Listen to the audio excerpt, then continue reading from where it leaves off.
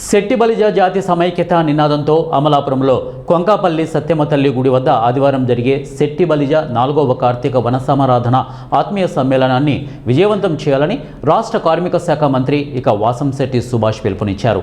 ఆత్మీయ సమ్మేళనానికి సంబంధించిన ఏర్పాట్లను మంత్రి సుభాష్ ఎమ్మెల్సీ కూడిపూడి సూర్యనారాయణరావు, సంఘ పెద్దలు వానంశెట్టి సత్యం, ఇతర సంఘ నాయకులతో కలిసి పరిశీలించారు. అనంతరం జరిగిన మీడియా ప్రతినిధుల సమావేశంలో సంఘ నాయకులతో కలిసి మంత్రి సుభాష్ మాట్లాడారు.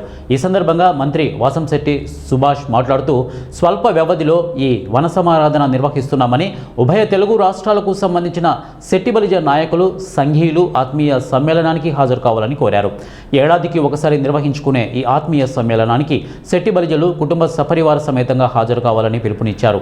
2022 సంవత్సరంలో నిర్వహించిన వన సమారాధనకు 50,000 మంది పైగా హాజరు కాగా, 2023 సంవత్సరంలో సుమారు 1,00,000కు పైగా, 2024లో 1,50,000కు పైగా హాజరయ్యారని అన్నారు.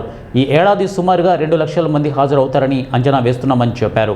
సత్యం వాసంశెట్టి ఫౌండేషన్ చైర్మన్ వాసంశెట్టి సత్యం మాట్లాడుతూ ప్రతిష్టాత్మకంగా నిర్వహించుకునే ఈ కార్యక్రమానికి జాతి సంఘీయులు హాజరై విజయవంతం చేయాలని అన్నారు. వాసంశెట్టి సత్యం గారి ట్రస్ట్ తరఫున గత 4-5 సంవత్సరాల నుంచి కూడా సుభాష్ గారు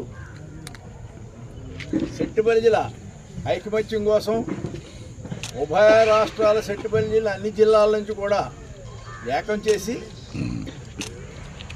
ప్రతి సంవత్సరం కూడా ఈ కార్యక్రమాన్ని చేస్తున్నారు. ఇది మాకు ఒక సెంటిమెంట్. ఇక్కడ సత్యమ్మ చెట్టు దగ్గర సుభాష్ గారు, సత్యం గారు పెట్టేటటువంటి వనమహోత్సవాలు మా శెట్టి బలిజ కులానికి ఇది ఒక సెంటిమెంట్ అని ఎందుకు అంటున్నానంటే, మరి ఆనాడు సుభాష్ గారు ఏ పదవి లేకపోయినా జాతి శ్రేయస్సు దృష్టిలో పెట్టుకుని కొన్ని లక్షల రూపాయలు ఖర్చు పెట్టి వారి తండ్రి గారు, ఆయన వాళ్ళ పెనతండ్రి గారు కూడా సొంత డబ్బులతో లక్షలాది మందికి ఐక్య వేదికను ఏర్పాటు చేయడం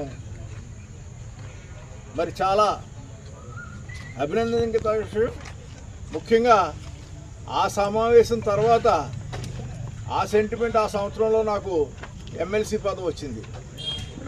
ఆ తర్వాత మరలా సత్యం గారు ఏర్పాటు చేసినటువంటి ఉభయ రాష్ట్రాల తెలుగు రాష్ట్రాల శెట్టి బలిజల యొక్క సమాహారంలో మరి సుభాష్ గారు ఎమ్మెల్యేగా అత్యధిక మెజార్టీతో గెలవటం, క్యాబినెట్ మంత్రిగా ప్రమాణ స్వీకారం చేయటం జరిగింది. అలాగే ఈ సంవత్సరం ఇంకా మహోన్నతమైన కార్యక్రమం ఉంది మాకు ముందు. అది మేము శెట్టి బలిజ జాతి తరపు నుంచి వాసంశెట్టి సత్యం గారికి కృతజ్ఞతలు చెప్పుకోవాలి. ఎందుకంటే శెట్టి బలిజలు ఓసీ కులంలో ఉండేవారు. స్వాతంత్రం తర్వాత ఏర్పడినటువంటి